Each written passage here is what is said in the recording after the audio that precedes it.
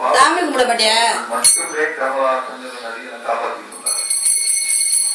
பிறகு மற்ற டைரக்டர்களையும் கொடுத்தது போக நம்ம பாரதிராஜா அவர்கள், பாலமேந்திரா அவர்கள், இன்னும் எனக்கு இருந்த எழுத்தாளர் நண்பர்கள் அவங்ககிட்டையும் கொஞ்சம் கொடுத்தது போக ஒரு காலகட்டத்திற்கு பிறகு அவரை காப்பாற்ற என் திறமையாகவும் எழுத்தாளர்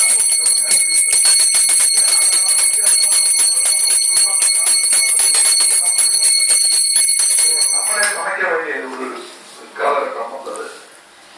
அதுல நான் எதை ரசிக்கிறேன்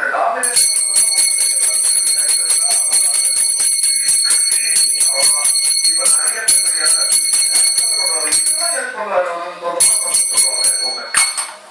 இப்ப ரவிக்குமார் நடிகர் வந்தாருன்னா எப்பவுமே பார்த்து பண்ணிடுவாங்க. படம் எடுக்க ஆரம்பிச்சாலும் பண்ணி கொடுத்துருக்காரு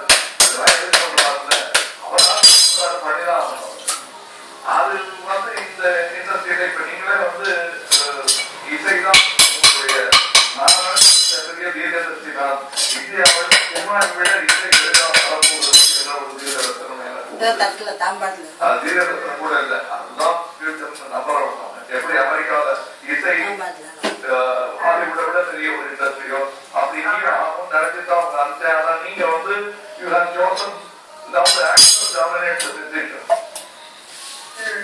இது பொண்ண வாழ்க்கையிலே நடந்திருக்கு. பொங்கதான் ஒரு குத்தம். அதனால உங்களுக்கே அது எதுவும் போகாது, திறமை மீன் போகாது. நாளைக்கு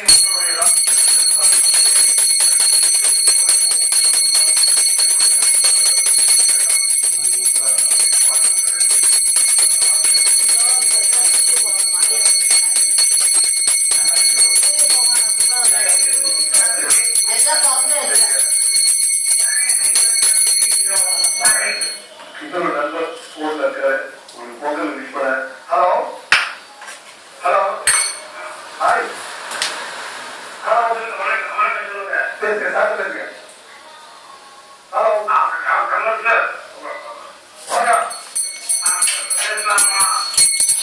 பேசலாமே. சாமி கும்பிடுப்பா. எதுவும் பண்ணல, சாமி கும்பிடுறேன். அது நடந்துகிட்டு இருக்கு. நான் அதான் பயந்துகிட்டு இருக்கேன். என்னுடைய ஸ்வெட்டே எனக்கு கண்ட்ரோல் ஆக மாட்டேங்குது.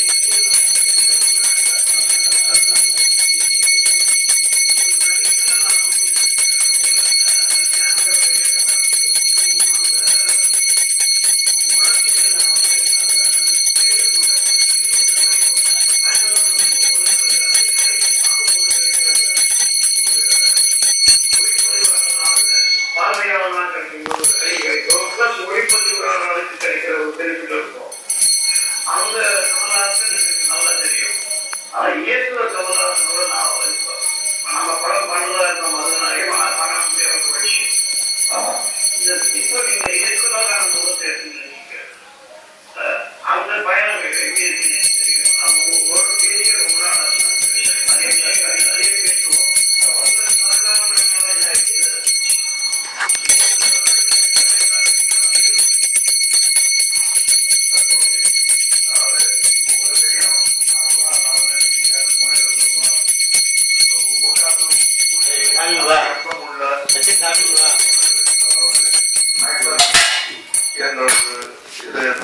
அதை குழந்தை எப்படி பண்ணுவாரு, குலாந்தி எப்படி பண்ணுவாரு,